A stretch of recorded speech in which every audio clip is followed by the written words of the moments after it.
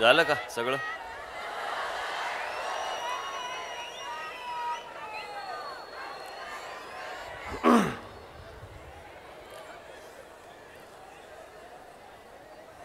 पहिलं वाक्य बोलल्यावर सगळे भुसूभुसू उठायला लागले. म्हटलं काय झालं काय? म्हटलं मुंग्या बिंग्या काय खाली तिकडे काय?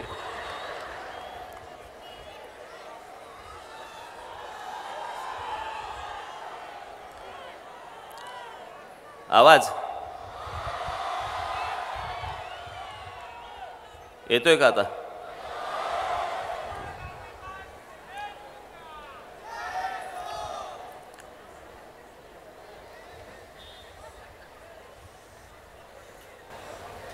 रोज भाषणाला उभा राहतो, रोज प्रश्न पडतो, आज काय बोलायचं?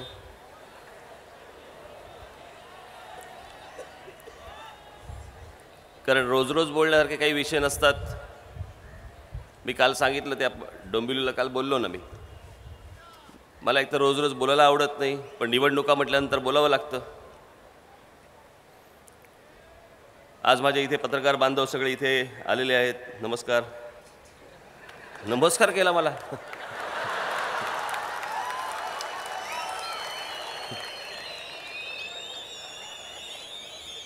तिथे चॅनलवाले आहेत. नमस्कार. पण आज तुमच्या हाताला फार काही लागेल असं वाटत नाही मला.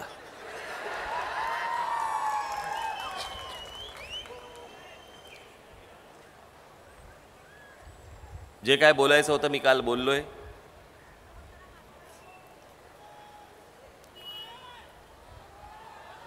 परत काही समोर आलं तर बोलीनच.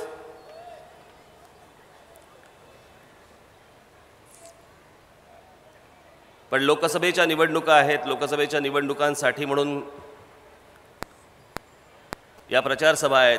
त्याच्यासाठी काही गोष्टी बोलणं अत्यंत गरजेचे आहेत, आवश्यक आहेत.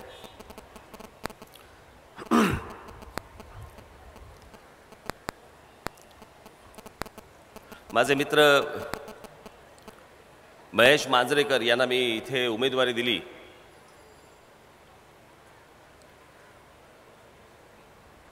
अनेकांनी विचारलं, महेश कुठून काढला? कुठून काढला काय? आतमध्ये होता काय?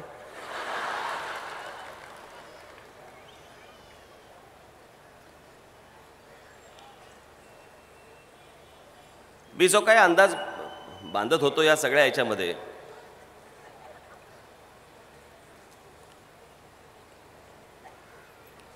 मागच्या वेळेला शालिनी उभ्या होत्या.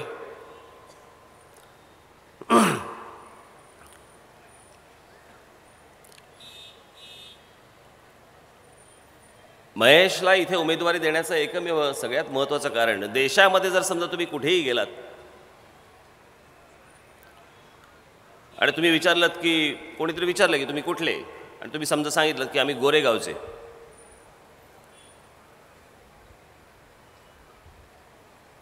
देशात गोरेगाव म्हटलं की फिल्म सिटी. त्यांना तेवढंच माहिती आहे. मला एकदा गमतीमध्ये एकदा मला शाहरुख खान मला बोलला, मला बाहेर कुठेही मुंबईच्या बाहेर जाऊन शूटिंग करायला आवडत नाही म्हणे. इथल्या इथे बरं असतं. मेरे लिए सबसे दूर का गाव गोरेगाव. बांद्र्यावरून इकडे यायला.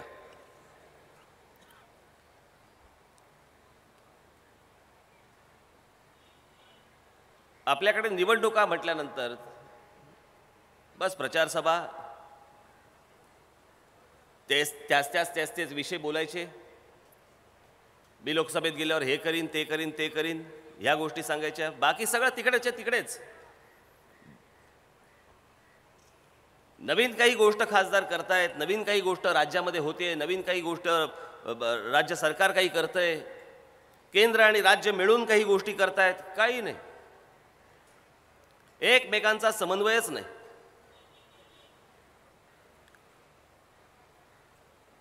राज्य आणि केंद्र यांचा समन्वय साधण्यासाठी म्हणून तो खासदार तिकडे असला पाहिजे, म्हणून ते खासदार तिकडे पाठवावे लागतात. या इथले सगळे प्रश्न तिथे केंद्रामध्ये मांडून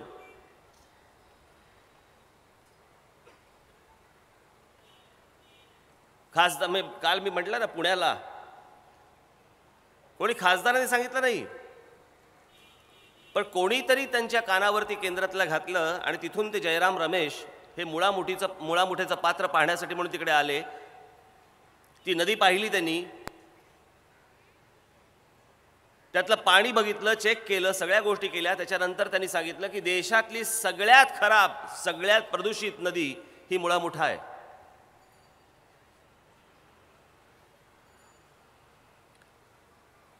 या आपल्याकडे ज्या काही गोष्टी चालू आहेत या केंद्राच्या निदर्शनास आणणे, राज्य सरकारच्या निदर्शनास आणणे. पण इथे मुख्यमंत्री बसले पृथ्वीराज चव्हाण.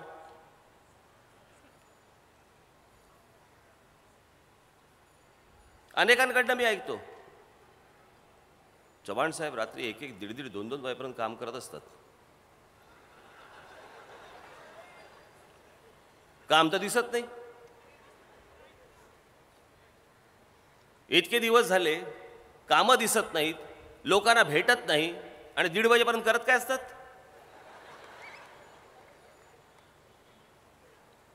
मुळात इच्छाच नाही. हे राज्य माझं आहे, या राज्यातली जनता माझी आहे, यांच्यासाठी म्हणून मी काम केलं पाहिजे, यांच्यासाठी म्हणून मी राबलं पाहिजे, असा कुठलाही विचार नाही. म्हणून मी नेहमी सांगतो ना, मला अनेक जण मला पत्रकार विचारतात निवडणुकीला कधी उभे राहणार. म्हटलं त्यांनी काय होणार? मुख्यमंत्री व्हायचं असेल तर नक्की होईल, पण निवडणुकीला उभा राहून तिकडे आमदार बिमदार म्हणून जाणार नाही.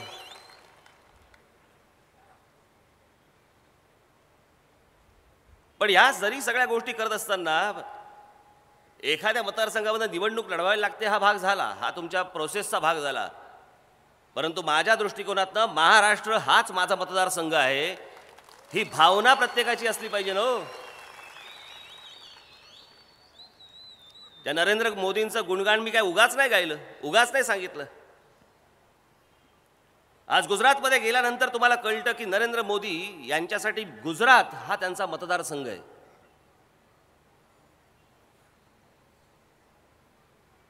म्हणजे एखादा माणूस, एखादा राज्यकर्ता काम कसं करतो त्याचं एक उदाहरण म्हणून मी तुम्हाला सांगतो. मी एके दिवशी जेव्हा तिकडे गेलो गुजरातच्या दौऱ्यावरती, तिथे ते मला ते स्टेट गेस्ट वगैरे वगैरे होतं.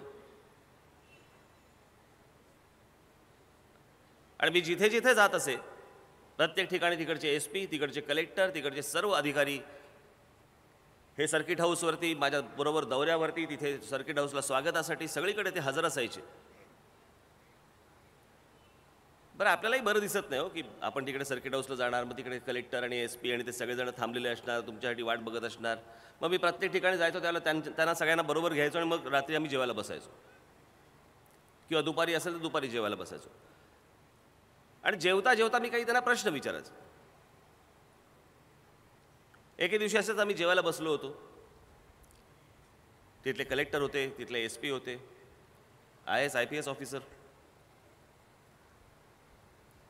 माझ्या पत्नीने त्यांना विचारलं, शर्मिलाने, सहज जेवता जेवता गप्पा मारता मारता त्यांनी विचारलं, म्हणजे तुम्ही गुजरातमध्ये, तुम्ही लोक गुजरातमध्ये तुमच्या ट्रान्सफर्स होत असतात देशभर, इकडे तिकडे ट्रान्सफर्स होत असतात, पण म्हणजे तुम्ही गुजरातमध्ये जसं काम करता तसं इतर राज्यांमध्ये का नाही काम करत? प्रश्न अत्यंत योग्य होता,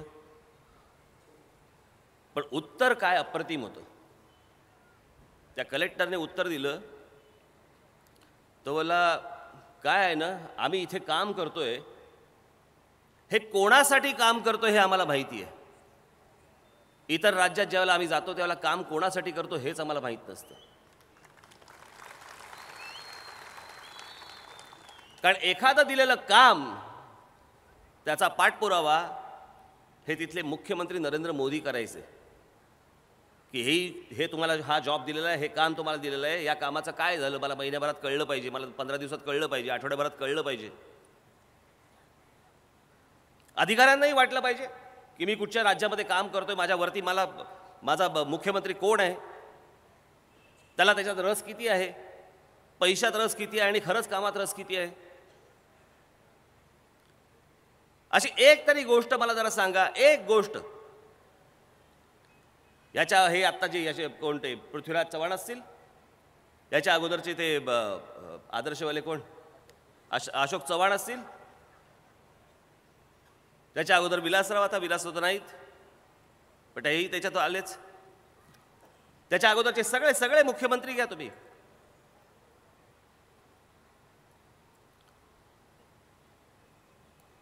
याच्या अगोदर महाराष्ट्रामध्ये फक्त एक दोनच माणसं आली की ज्यांना वाटलं महाराष्ट्र हा माझा मतदारसंघ आहे. सुरुवातीला आले यशवंतराव चव्हाण आणि त्याच्यानंतर आले स्वर्गीय माननीय बाळासाहेब ठाकरे. ही दोनच माणसं आली.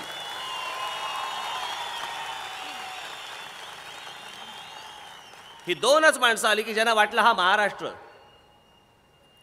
मुंबई पुणे एक्सप्रेस हायवे करताना माननीय बाळासाहेबांनी हायवेच्या बाजूच्या जमिनी नाही विकत घेतल्या, पण माझ्या लोकांना तिकडे जायला चांगला रस्ता असला पाहिजे, 2 तासामध्ये पुण्याला पोहोचलं गेलं पाहिजे. एक स्वप्न उराशी बाळगून नितीन गडकरींच्या मार्फत ते पूर्ण केलं त्यांनी.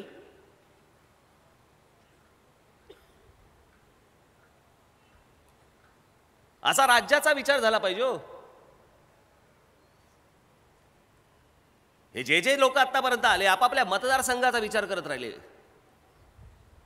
त्याही मतदारसंघात काही केलं नाही.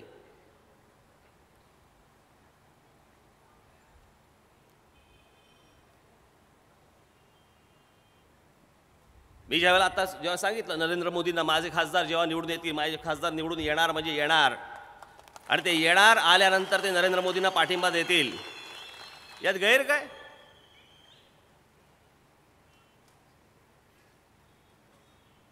बरं, कोणाच्या ध्यानी मनी नसताना मी त्यावेळेला 2010 साली बोललो होतो. 2010ला मी ज्यावेळेला गुजरातमध्ये गेलो होतो त्यावेळेला बोललो होतो मी.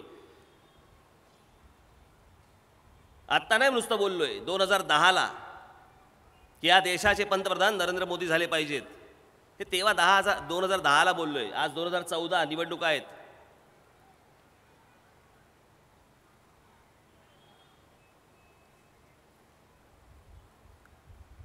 आणि यातली प्रत्येक गोष्ट आज तुम्ही सर्व तुम्ही आहात, मी आहे, आपण या राज्याचे नागरिक आहोत. आपण नागरिक म्हणून आपण आजूबाजूला काही पाहत असतो का? काही घडतंय, काही होत असतं.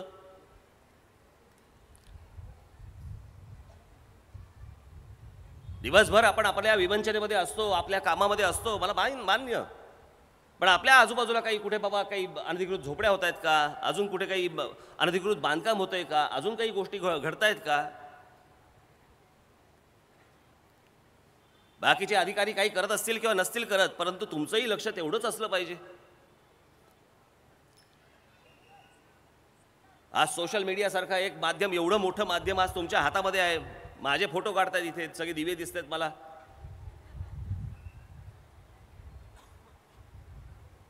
हे माझं भाषण रेकॉर्ड करण्यापेक्षा आपल्या आजूबाजूला काय चुकीच्या काही गोष्टी घडतायत का, चालल्यात का, ह्या रेकॉर्ड केल्या पाहिजेत तुम्ही. ह्या लोकांसमोर दाखवल्या पाहिजेत तुम्ही.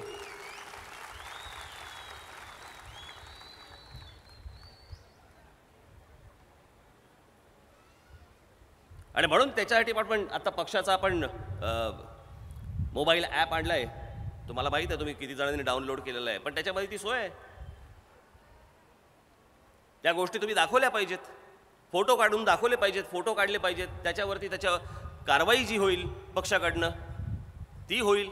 पण प्रत्येक ठिकाणी तुम्ही ज्यावेळेला वावरत असता त्यावेळेला ती गोष्ट तुमच्या नजरेस येत असते, पण आपण दाखवत नाही, कोणाला बघवत नाही. आपण फक्त घरी येऊन चर्चा करतो, काय हो तिकडे गेलो,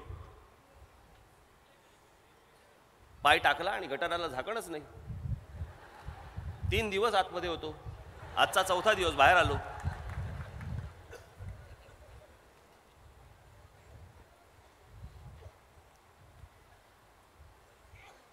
आज आपली ही फिल्म सिटी,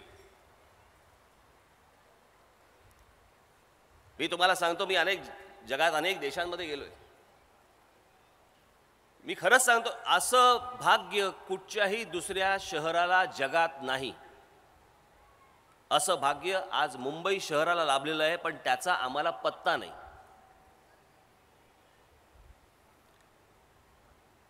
मी तुम्हाला थोडीशी वेगळी उदाहरणं एवढ्यासाठी देणार आहे की त्याच्यानंतर आपल्याला अंदाज येतो की बाबा हे काय आपल्यासमोर आहे, पण आपण काही करत नाही आहोत.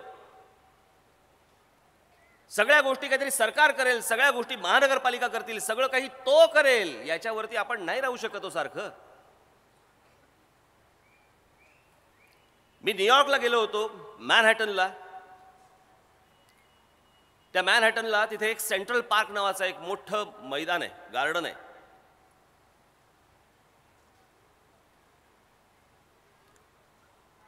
मॅनहॅटन शहराच्या मध्यात.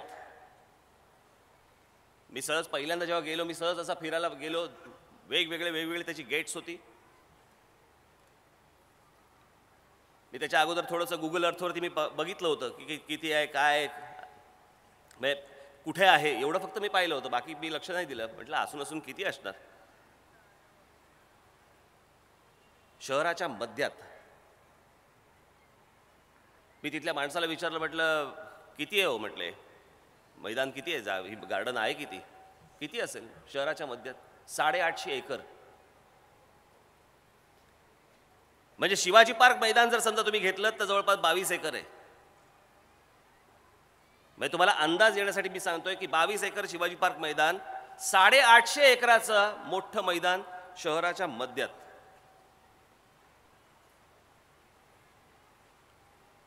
आपल्यापैकी काही जणांना माहिती पण असतील, एक बीटल नावाचा एक ग्रुप होता, म्युझिकचा ग्रुप होता. त्यातल्या एकाचा खून झाला आणि त्यांचं तिकडे त्या सेंट्रल पार्कला लागून एक मोठी बिल्डिंग आहे, मोठी अगदी पॅलेशियल बिल्डिंग आहे ती. त्यांची पत्नी आता तिकडे राहतात, त्या तिकडे राहतात. आता आहेत नाही आहेत मला माहिती नाही, पण मी ही गोष्ट बोलतोय साधारणपणे तुम्हाला 25-1 वर्षापूर्वीची गोष्ट. त्यांचा एक अपार्टमेंट त्यांनी विकलं आणि एक अपार्टमेंट विकून त्या अपार्टमेंटचे पैसे किती आले, जवळपास 45 कोटी रुपये आले तेव्हा.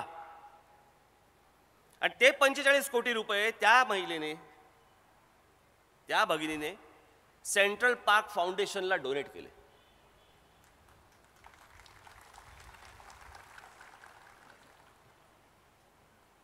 हे उगाच नाही उभ्या राहत या गोष्टी, या वास्तू उगाच उभ्या राहत नाहीत. त्या महिलेने असं नाही पाहिलं की राज्य सरकार बघून घेईल, केंद्र सरकार बघून घेईल, याचा अर्थ तुम्ही काय लगेच काय उद्यापासून एवढे पैसे द्यायला पाहिजे असायला भाग नाहीये. पण हे आपलं आहे, हे माझं आहे, हे माझ्या येणाऱ्या भविष्यातल्या येणाऱ्या या राज्यातल्या अनेक पिढ्यांसाठीच आहे. असला कोणताही विचार आम्हाला स्पर्श करत नाही. ते 850 एकराचं नुसतं तुम्ही जर समजा तिकडचं मैदान घेतलं किंवा त्याचं गार्डन घेतलं 850 एकराचं, अहो आमच्या मुंबई शहराच्या मध्यात हे बोरिवली नॅशनल पार्क, हे फिल्म सिटी आणि सगळं, एकदा वरून जरा तो डोंगर आणि ते सगळं बघा. काहीशे एकरात आहे, काहीशे एकरात, काही हजार एकरात असेल मला माहिती नाही. 450 ही फक्त फिल्म सिटी झाली. 450 एकर फक्त फिल्म सिटी आहे. कोणत्या फॅसिलिटीज आहेत? काही नाही.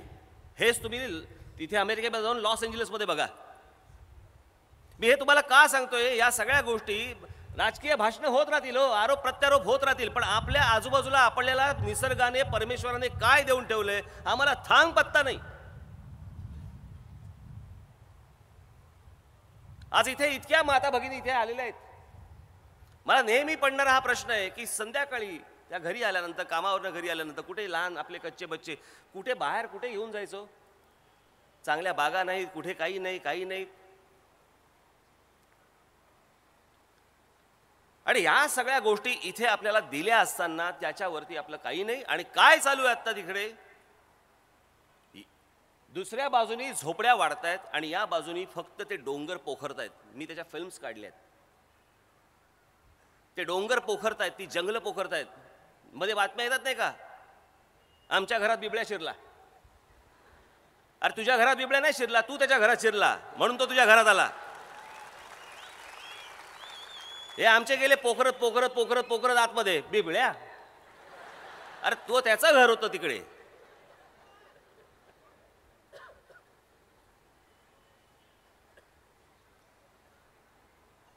सगळ्या बाजूनी पोखरतायत, सगळ्या बाजूनी पोखरतायत, जमिनी काढतायत. राज्य सरकारचं लक्ष नाही, महानगरपालिकेचं लक्ष नाही, तुमचं आमचं कोणाचंही लक्ष नाही. फक्त ह्या जमिनी काढल्या जात आहेत. मी जस्ट बघत होतो आपली चित्रपटसृष्टी देशभरातली सर्व भाषा सगळ्या पकडून वर्षाला कितीची उलाढाल होते. मी आता बघितल्यानंतर मला आश्चर्य वाटलं. किती रुपयांची उलाढाल होते. जवळपास 6 ते 7 हजार कोटींची उलाढाल होते.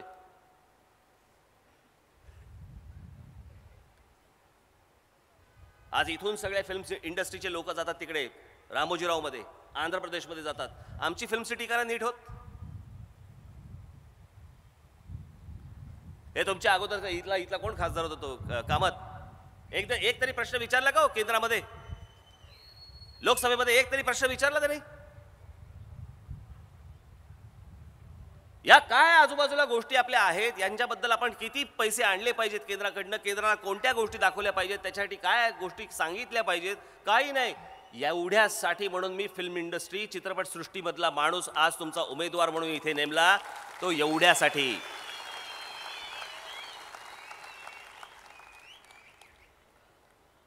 की चित्रपटसृष्टीबद्दलच्या जाणीवा त्याच्या जागे आहेत. तो जे मिफ्टा करतो मला माहिती आहे, ते स्वतःचे पैसे स्पॉन्सरशिप्स वगैरे सगळ्या जरी मिळाल्या तरी त्या जेव्हा गोष्टी तो करतो महेश, त्याच्यानंतर स्वतःच्या घरातले पैसे टाकून ह्या सगळ्या गोष्टी करतो की माझी मराठी फिल्म इंडस्ट्री, माझी मराठी चित्रपटसृष्टी वाढली पाहिजे, जगामध्ये गेली पाहिजे, देशामध्ये गेली पाहिजे, सगळीकडे चित्रपट लागले पाहिजेत. याच्यासाठी तो प्रयत्न करतोय स्वतःचे पैसे टाकून. मला खात्री आहे की या फिल्म सिटीजसाठी देखील महेश तितकंच योगदान करेल, तितकंच प्रश्न मांडेल, तितकंच या फिल्म सिटीकडे लक्ष देईल. आत्ता पहिल्यांदा तुम्ही त्याच्याकडे लक्ष द्या, नंतर तो तुमच्याकडे लक्ष देईल. कारण यांच्याकडनं काही घडणार नाही. चित्रपटसृष्टी असं बोलल्यानंतर पृथ्वीराज चव्हाणांना विचारा शेवटचा पिक्चर कुठचा पाहिला. संत ज्ञानेश्वर वगैरेच असेल प्रभातने काढलेले. काही कोणाला यांना काही देणं घेणं नाही, कुठच्या गोष्टीबद्दल आस्था नाही. परदेशी जातात, पण परदेशी जाऊन पाहून काय येतात मला अजूनपर्यंत कळलेलं नाही हो. मी मध्यंतरी माझ्या एका भाषणामध्ये सांगितलं होतं, मी हे का सांगतोय हे तुमच्याकडनं, मला तुमच्यातले 100 जण आत्ता आलेल्यापैकी 100 जण जरी उभे राहिले ना, इथे आज आलेल्या माझ्या माता भगिनी जे आहेत 100 जण जरी उभे राहिले आणि तुम्ही जर समजा हा विषय हातामध्ये घेतलात ना, अहो केवढ्या गोष्टींचे चमत्कार होतात हो. फक्त जाणीवा जागा असायला लागतात आपल्या. आज इथून तुम्ही मुंबईला पुण्याला जात असताना सगळे डोंगर पोखरून ठेवतात, सगळीकडे कोऱ्या कोऱ्या कोऱ्या लागल्यात आपल्या.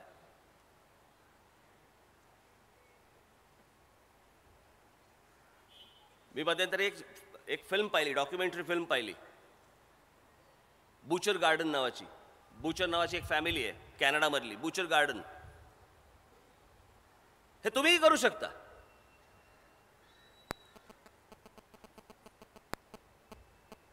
त्यांचा व्यवसाय काय होता, हाच डोंगर पोखरणे, त्यातनं ते दगड येतात, सगळे येतात, मग त्याच्यातनं सिमेंट तयार करणे आणि सिमेंट करून मग ते बाहेर विकणे. ते सगळे पोखरलेले डोंगर बघता बघता एके दिवशी त्या बुचरच्या फॅमिली, त्यांची जी पत्नी होती त्या पत्नीने विचारलं हे किती दिवस चालणार. तिच्या नवऱ्याला विचारलं हे किती दिवस चालणार, आपण हे निसर्गाने सगळ्या गोष्टी दिलेल्या आहेत, हे तुम्ही पोखरत पोखरत पोखरत हे किती दिवस करणार आहात, याच्यातनं किती दिवस पैसे घेणार आहात आपण. नवरा समंजस होता. त्याने विचारलं काय तुझ्या डोक्यात काय. ती बोले बस झालं म्हणे, हे सगळे डोंगर पोखरणं आता बंद करा म्हणे तुम्ही. जमीन त्यांचीच होती म्हणे. मग काय तुझ्या डोक्यात काय म्हणे, मला इथे गार्डन करायचं. मी निवडणुका होऊ देत, मी इथे सांगीन कोणाला तरी याच जागी इथे स्क्रीन लावा मोठा आणि तुम्ही ते बघा. खरंच सांगतो तुम्ही ते बघा. आणि त्या महिलेने, त्या मातेने 100 वर्षापूर्वीची गोष्ट मी तुम्हाला सांगतो, 100 वर्षापूर्वीची, आणि तिने त्या संपूर्ण जवळपास 65 का 66 एकरात इतकी अप्रतिम बाग केलेली आहे. जगभरामधनं तिने वेगवेगळ्या स्पेशीज फुलांच्या आणल्या, तिकडे लावलेल्या आहेत, अजून चालू आहे. ते बुचर आता ते नवरा बायको ते गेले, त्यांचा मुलगा ते सांभाळायचा, मुलगा आणि त्यांची सून ते गेले, त्यांचा मुलगा आता आलाय, तो आता ते गार्डन सांभाळतोय. ही घराणेशाही चालेल पण राहुल गांधीची चालणार नाही.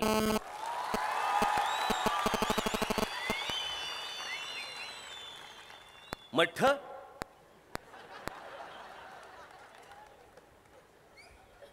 मला वाटलं काल इथे होर्डिंग पाहिलं हायवेने जाताना, एक बाजूला कोणतरी महिला आणि राहुल गांधी. आयला म्हटलं याचं लग्न कधी झालं. नंतर कळलं ते महिला सक्षमीकरणाची जाहिरात होती. लांबून कळत नाही हो, एकदम लांबून दोन मोठे चेहरे दिसले मला, जवळ येऊन वाचेपर्यंत कळलंच नाही मला. म्हटलं एवढं डोकं फिरलं याचा, काही फोटो लावतो.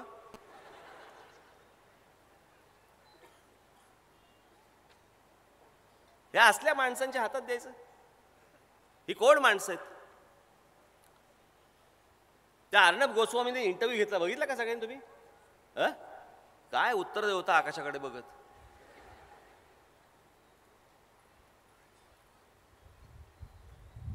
साधा प्रश्न. इंटरव्ह्यूला तुम्हाला जर समजा इंटरव्ह्यू द्यायचा आहे, राहुल गांधीला इंटरव्ह्यू द्यायचा आहे, तो इंटरव्ह्यूला जाणार आहे. अगदी साधी गोष्ट लक्षात घ्या.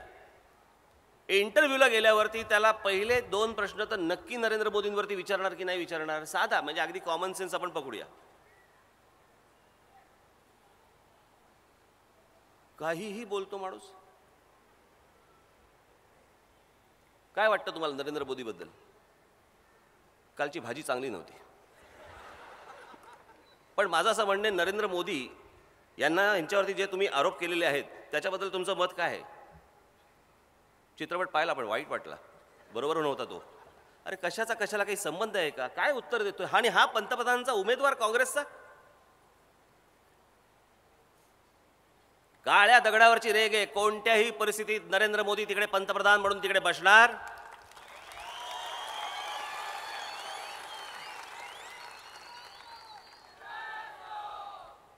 आणि जर काँग्रेसचं सरकारच येणार नाही तर कामताचं करायचं काय.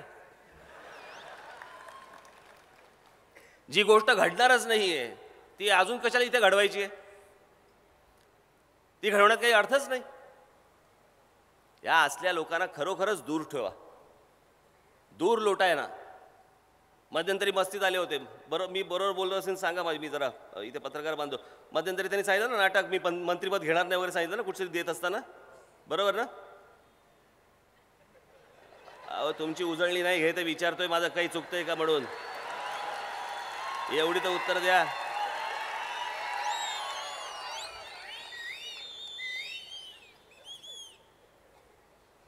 जवळपास मी कितने आदमी थे म्हटल्यानंतर त्यांचे जे चेहरे आहेत ना, मारलेला त्याला. हे मंत्रीपद नको मला. हे मंत्री तू कोण. आईन्स्टाईन.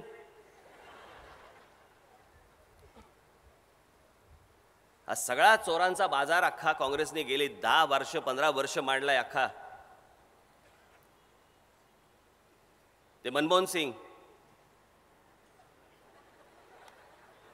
बोलायचेच नाहीत.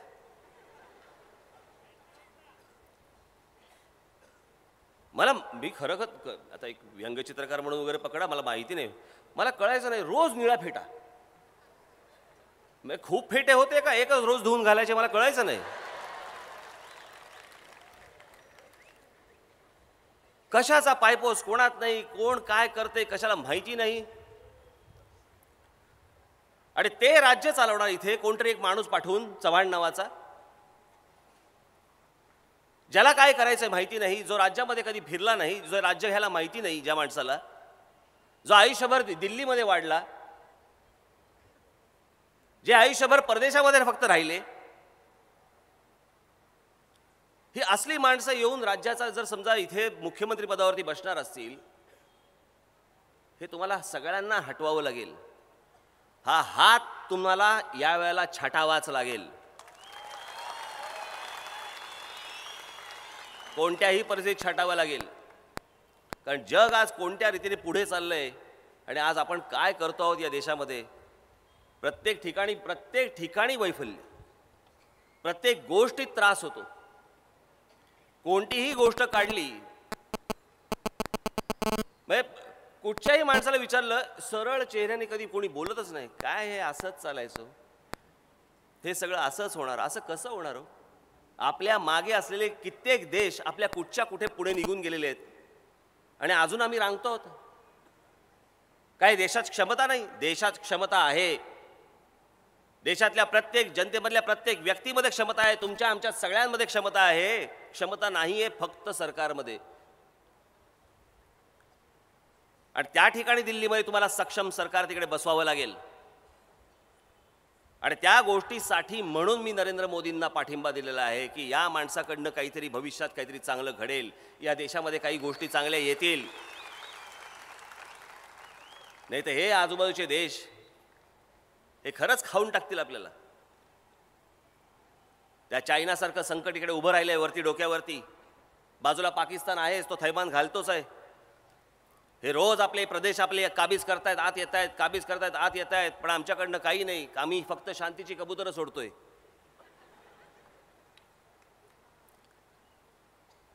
परत असं केलं तर याद राख, एवढंच ऐकतोय मी.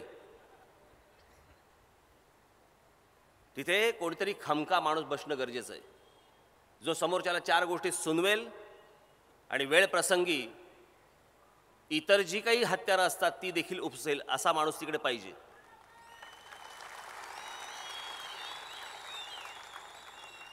आणि तो माणूस मला नरेंद्र मोदींच्या स्वरूपात दिसला म्हणून मी त्यांना तो पाठिंबा जाहीर केला. इतर कुठचं राजकारण नव्हतं. नाही तर मागच्या महानगरपालिकेच्या निवडणुकीच्या वेळेला मी त्याला जाऊन आलो होतो, गुजरातमधून जाऊन आलो होतो मी.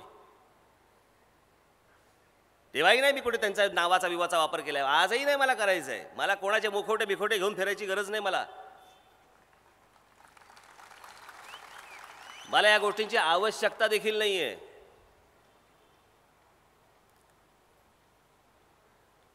तुमच्या जीवावरती या महाराष्ट्रामध्ये 13 आमदार निवडून आणलेत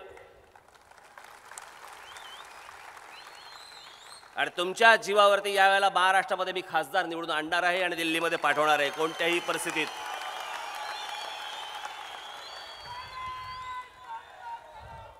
आणि म्हणून आपल्याला एवढंच सांगेन की कुठेही गाफील राहू नका, कुठेही गाफील राहू नका, कोणाच्याही आमिषाला बळी पडू नका.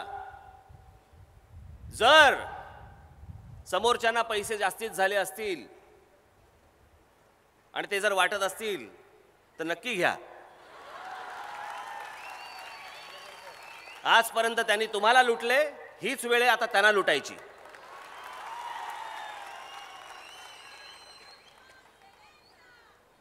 पैशाचा जर जास्ती त्यांना जर माज आला असेल तर पैसे घ्या आणि त्यांच्या ढोंगणावर लात मारून त्यांना हाकलून द्या. आणि हे कार्य तुम्हाला येणाऱ्या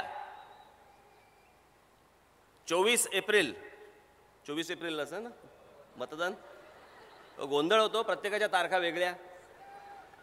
तिथे पुण्याच्या लागल्या 17 काय तारीख, त्याच्या अगोदर तिकडे मी यवतमाळला जाणार, तिकडे काहीतरी लागले 10 तारीख. प्रत्येकाच्या मतदानाच्या तारखा वेगळ्या. मी जरी इकडे तिकडे झालो तरी तुमच्या लक्षात असू देत. त्याच्यामुळे ती 24 तारखेला आपण, माझे मित्र श्री महेश मांजरेकर, कुठे रे, इकडे,